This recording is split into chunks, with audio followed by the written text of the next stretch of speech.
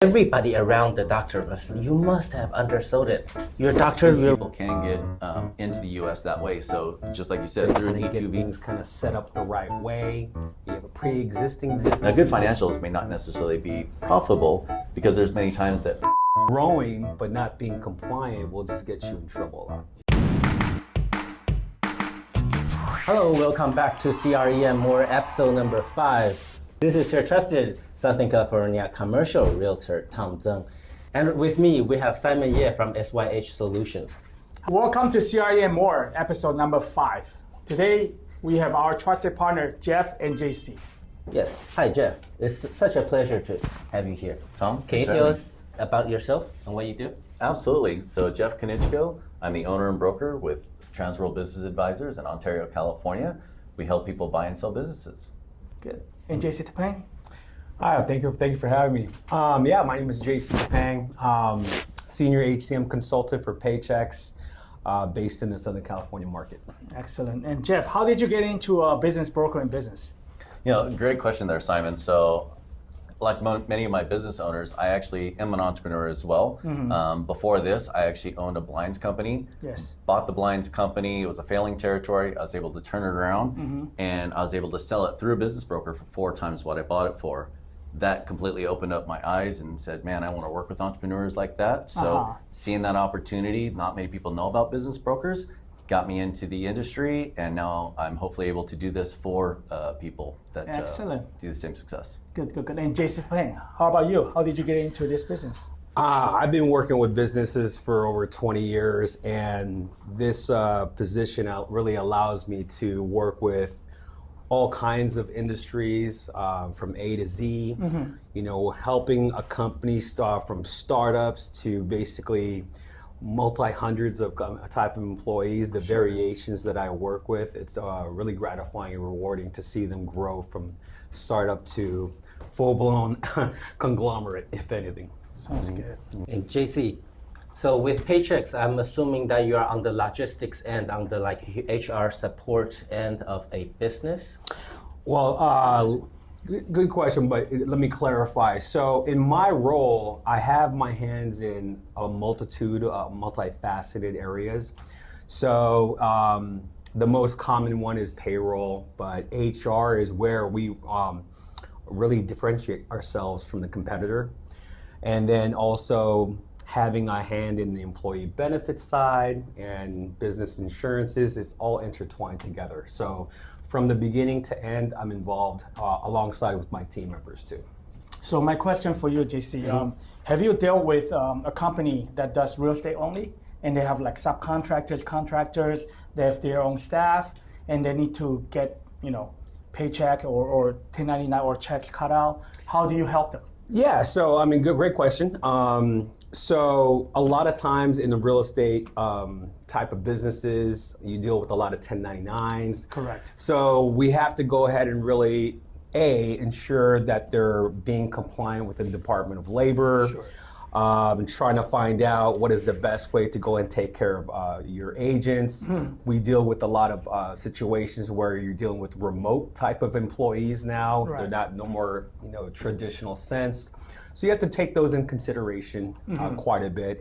But we try to get a good understanding of the business model that they're trying to run, whether it's hybrid or full-blown remote. Sure. And then try to see what we can do to align ourselves and become a really great, valuable partner to the entity.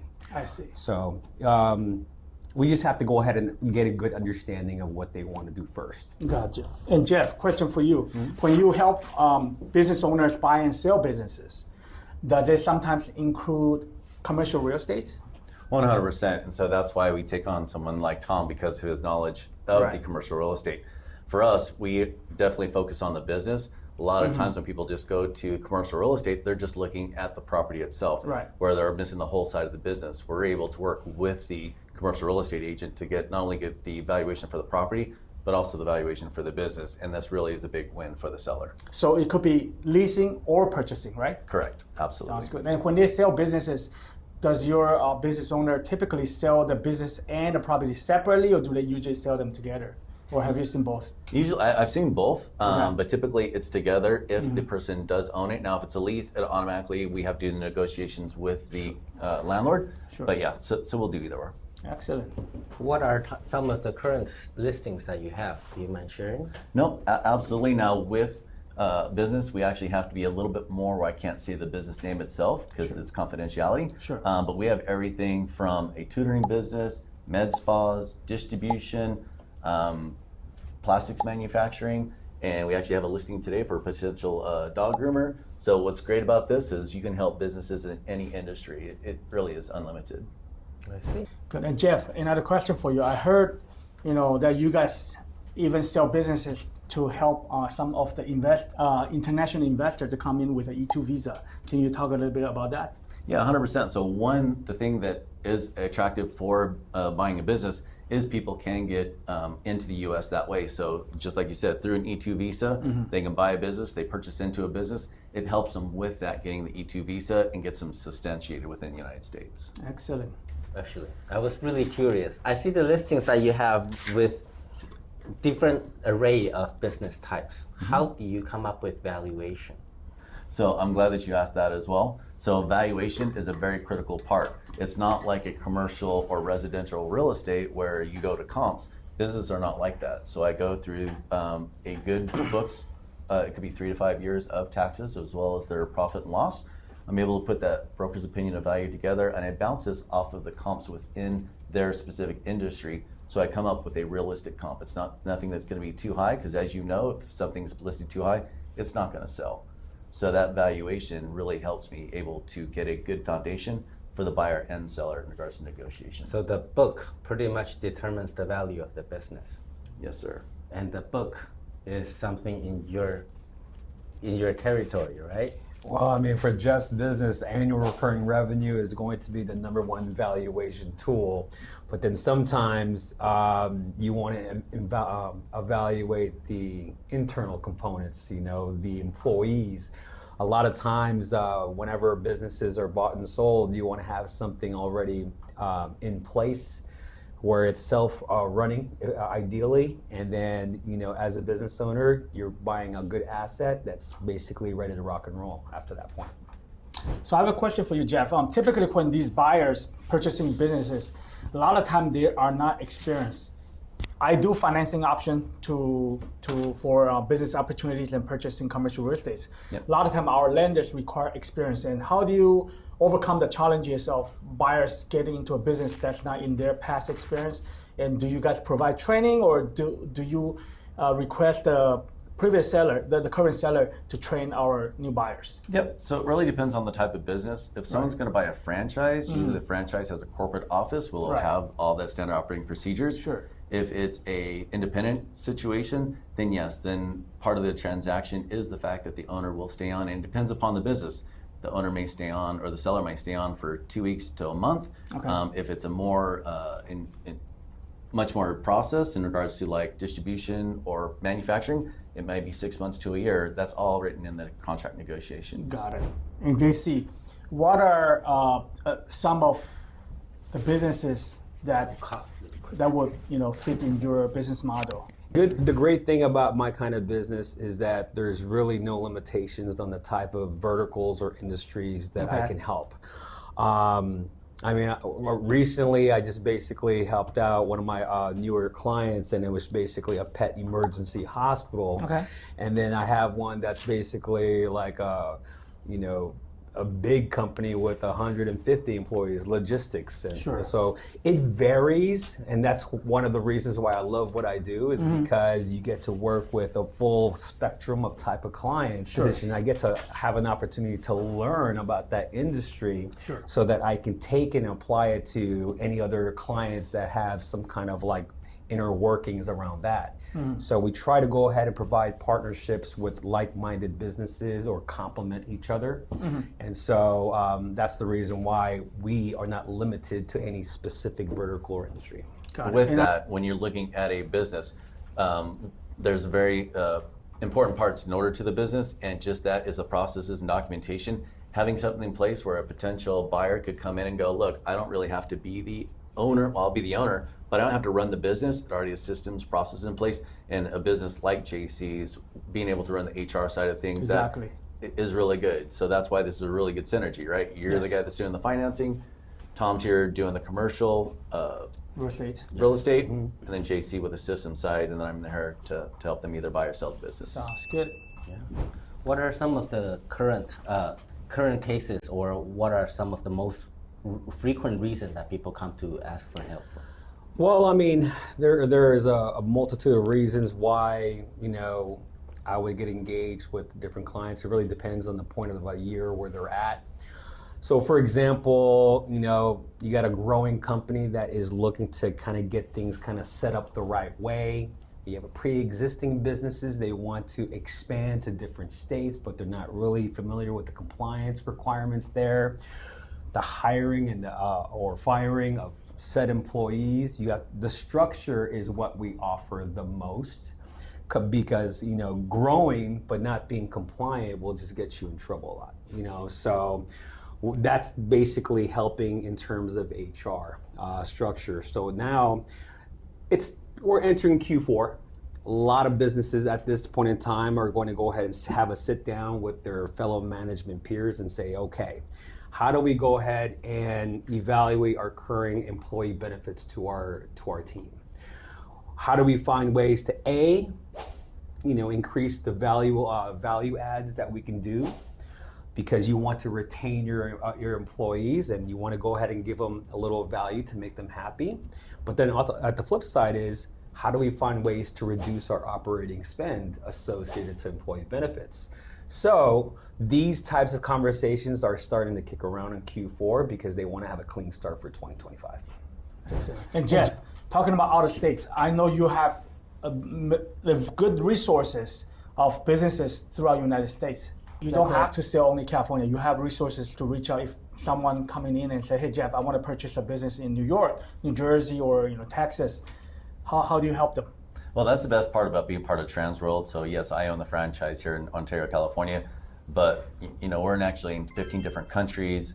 We actually have people in every single state. So anybody that is in a different state, let's say they want to go to North Carolina, I can partner with my Transworld in North Carolina, depending upon who that franchise owner is. Transworld has over 40 years of experience from that standpoint. So you guys have access to within your system internally, right? Correct. They don't have to go one by one, I'm going to search in Texas, I'm going to search in New York. They can just come to you. Right. So through me, I'm able to pull up our resources. And again, through Transworld, we've got different ways for valuation. I can call up my friend, whether it be in Texas or North Carolina, for a specific type of industry. Yes. And we're able to dig into that. So we do have the backbone and the resources to get that information. And that's similar to you. Do you specialize in, let's say, like a corporate structures, like corporate sale, or like mom and pop small business? It's across the board. I've seen sales as low as $15,000, $20,000 up to $250 million. So we go everything from the small mom and pop all the way up to big mergers and acquisitions. It reminds me of a recent conversation I had with one of our mutual friend. Yes. Basically, Amy had a client who is a doctor and is about to retire. Because this is a owner-operator building, so she sold it for only $1 million at the real estate value. Wow. And everybody around the doctor you must have undersold it. Your doctor, your real estate, and your business could have valued much more. Yeah. And I said she must have not set a rent herself, must have not sold the business as a book.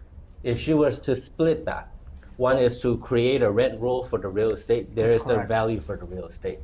If she was to count her book and sell her business, then she would have probably got another additional $500,000 for that. She should have called Jeff and you. That's right. Yes. Sometimes lack of knowledge itself is a cost. That's right. Absolutely. I want to ask JC more.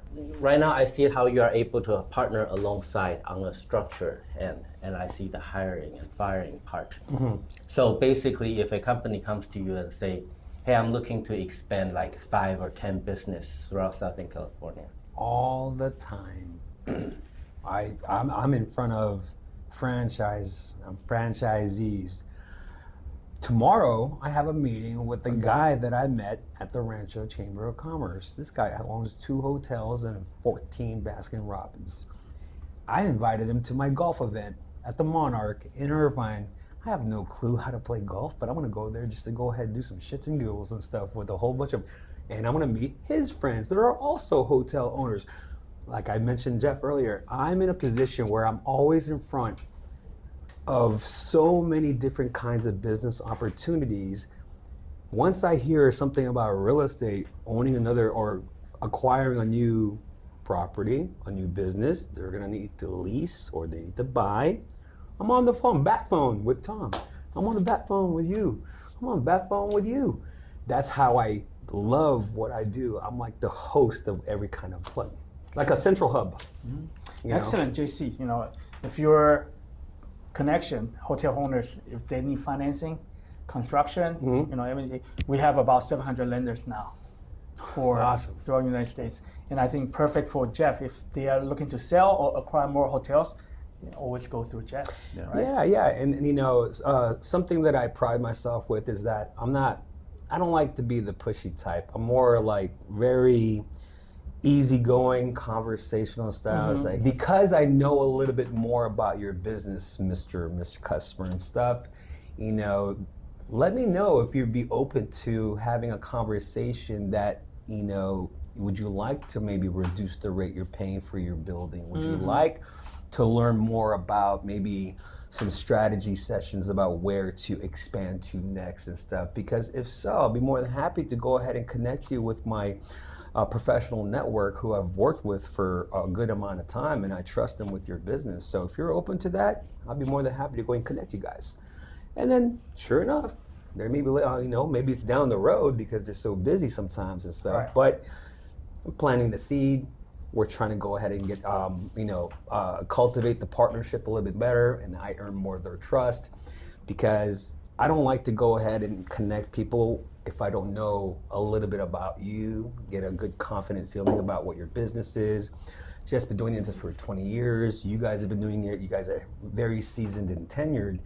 So I feel very comfortable on, you know, referring the business over. And then that's how partnerships are created. And ultimately, you know, everyone wins. One way I can see how JC helps is, I know a lot of overseas restaurants are coming here to open up franchises. And they have a goal to expand to 5, 6 in different locations, different counties of California. And I have seen a case where the home country is in Taiwan. So they want to send the staff from Taiwan to here to train the people. And it becomes each store they send about 2 or 3 of these staff. But from Taiwan to here, you got to pay their salary 3 times more compared to Taiwanese. And they don't have a ride here. They don't have a place to live. So the owner end up paying for the rent, paying for the Uber. And they pay $3,000 in Uber cost. And I said, everything you try to save just got diminished from the personnel transferring. I can see the training portion of it, but I didn't need that much. And so I can see this is something, setting up the structure, hiring the local, setting the training standards, and helping expand acceleration to the goal that they want. Exactly. Plus, JC has the knowledge of the structuring and the HR guidelines, because things happen in Taiwan may not apply here. You know, the way the government governs the labor law and everything.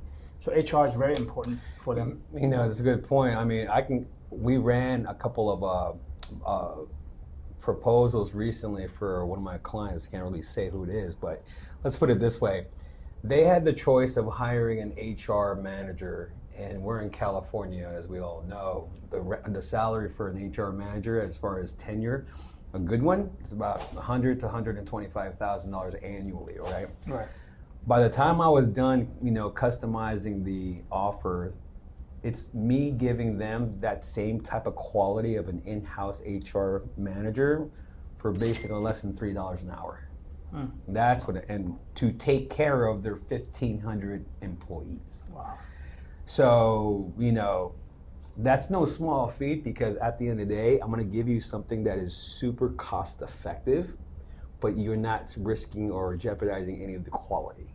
Because at Paychex, we employ the most amount of HR partners at any company. We overstaff them, you know.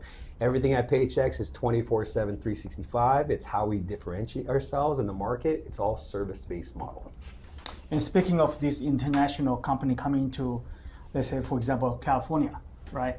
And Tom, if you come across this type of businesses coming in, instead of taking them to look at buildings, to leases and start vanilla box, right? And needing to do construction, maybe you can refer them to Jeff to look into, hey, instead of purchasing or leasing a building, maybe buying existing building with the equipment ready, convert them, might be cheaper that way and easier to get into that. What do you think? It's so much easier to be able to buy one because the retrofit for a building gets very expensive. Specifically, it comes to, if you're talking about a restaurant, you talk about the kitchen area, you talk about all the plumbing and stuff, it becomes very expensive. Permits, all that. So buying existing, and again, whether it be a restaurant or even another type of business, if it's set specifically up for that, then yeah, it's so much easier to buy something that's already existing and just do minor retrofits to it. So what are some of the most important steps is that, that an investor or business owner should consider about?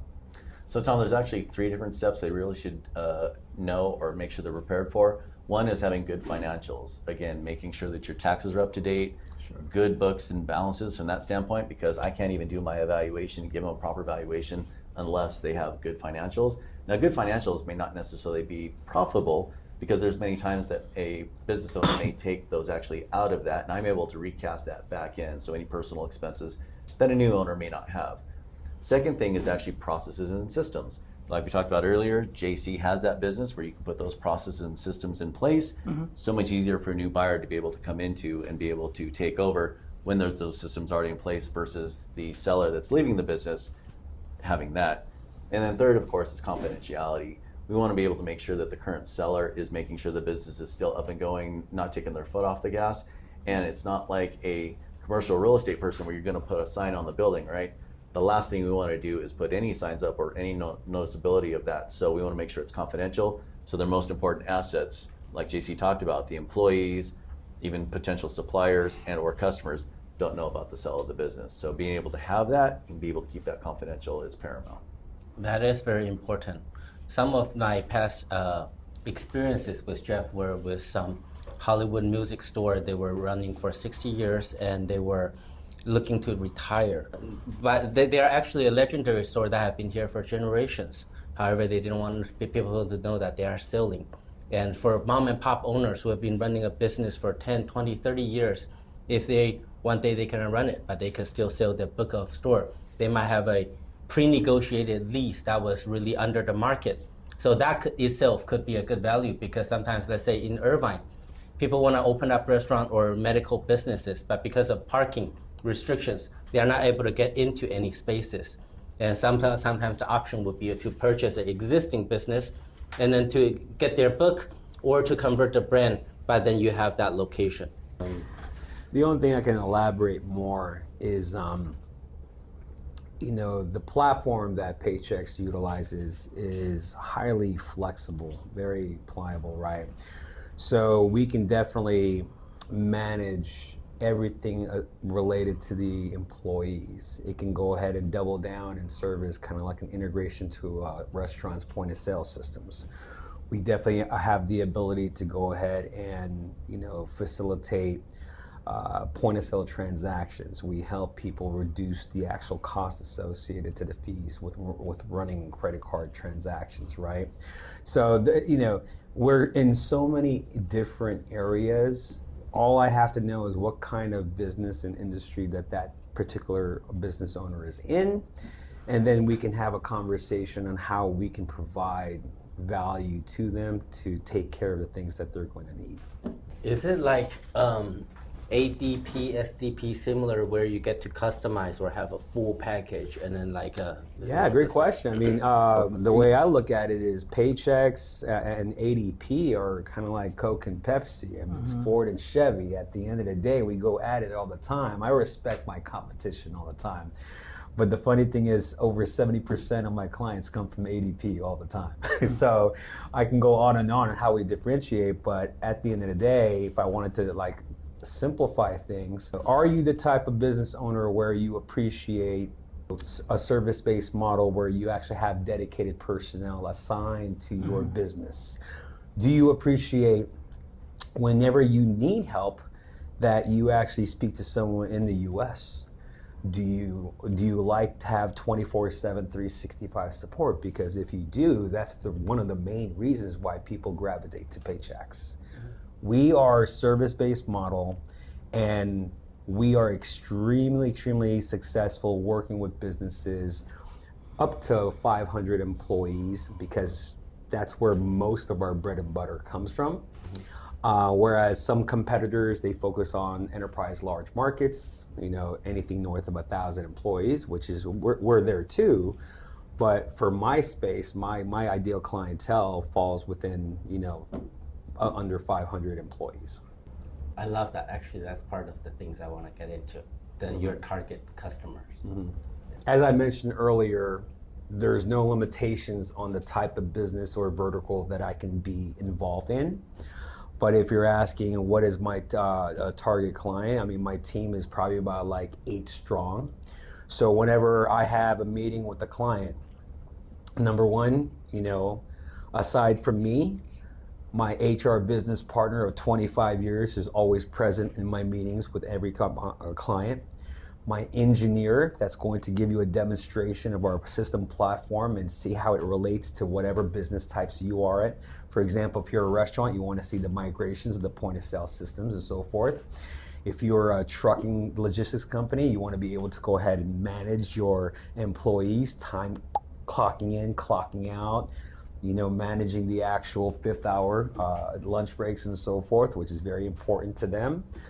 And things of that nature. I mean, you want to be able to have a team that can talk about anything. Not to mention, I have a 401k person that over 10 years, because why do we have that? Because, my client's time is very valuable, so I want to give them as much exposure to my team that can help them in any way, shape, or form. Because you have companies that, are pretty young, where they don't have a 401k plan for their employees yet. And maybe they're starting to think about, we need to go ahead and start developing our offerings to our team members and stuff. So maybe the formation of a 401k is going to be a topic of conversation. I want to be prepared and to have them, if they have a question, we'll be prepared to give them answers.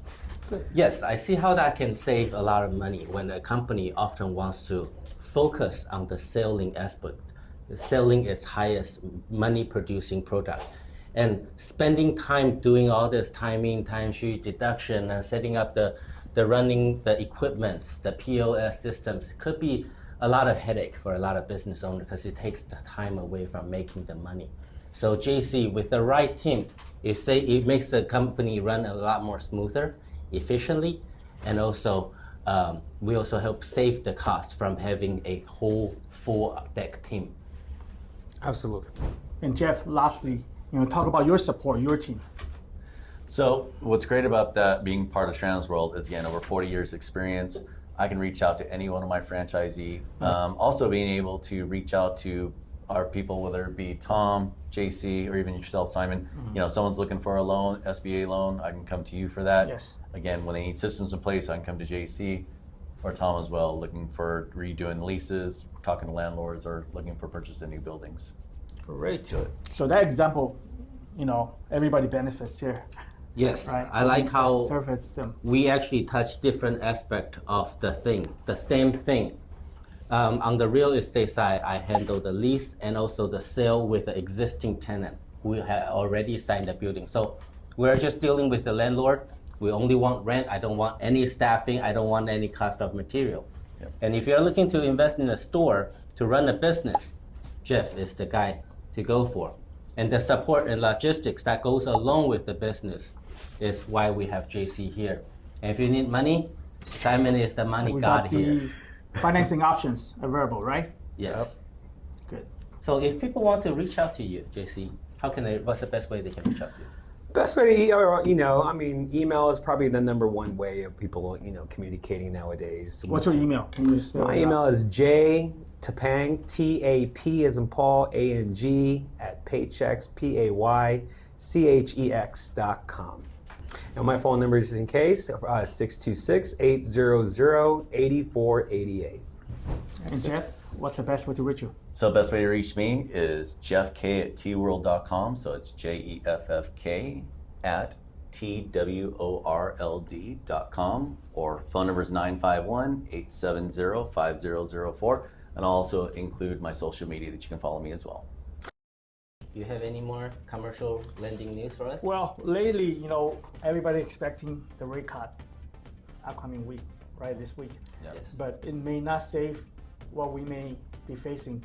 There are a lot of office building, the loan is due this year, and there are a lot of delinquencies. So hoping that, we can turn around, we help business, grow, help them survive, and then we can, service everybody in the industry. But, the big news is that even with the rate cut, it may not save the office, delinquency and all that. I know that commercial insurance kind of retract a little bit. For the families, office buildings, it's going to be harder and harder to get insurance, which we covered in our last episode. Yes. And we have Susan for that. So anyhow, any news from your end? Yes, actually, we get quite a bit. One is in Southern California, the industrial buildings is the production in the pipeline has been just slashed 45%. And the rent, because the past few years, a lot of the warehouse were stocked up, and the rent has been increasing quite a bit. Right now, they couldn't afford as much, so rent has been dropped about 20% in Southern California. Somewhere in something like Long Beach or Southwest LA that used to rent for $2 is now ready for about 1.5 to 1.75. And the luxury retail stores is purchasing a lot of real estate back and trying to get a foothold in the retail sectors. With one of the leading companies, Kering, which is the French mother company of Fifth Avenue and Balenciaga, just acquired a $963 million building in New York. And LVMH purchased 2 properties in Beverly Hills as well. So, and for fast food service, restaurant is one of the quickest growing sectors in USA, with Starbucks spearheading, leading about opening net 400 stores this year. And the company started making the most profits: Chick-fil-A, Raising Cane's, Church's Chicken, and Tropical Smoothies Cafe. So if you're looking to invest, quick service food restaurant is what your bet right now. Excellent. And you can help them become the landlord and doing triple net. Yes, we can invest in properties with Raising Cane's as our tenant. Excellent. Yes. All right. And we also help out with franchises as well, fast food, whatnot, so they can contact me as well. I'm able to connect franchises that way as well. Oh yes, if you're looking to grow with any corporate companies as a franchisee, call Jeff. He's the person to call. Until then, see you next time. Thank you. Bye. Thank you. Excellent. Great job, guys. Thank you. Good job. Thank you, sir. Good, right? Yeah. Great, Yeah. great. All right. Thank you.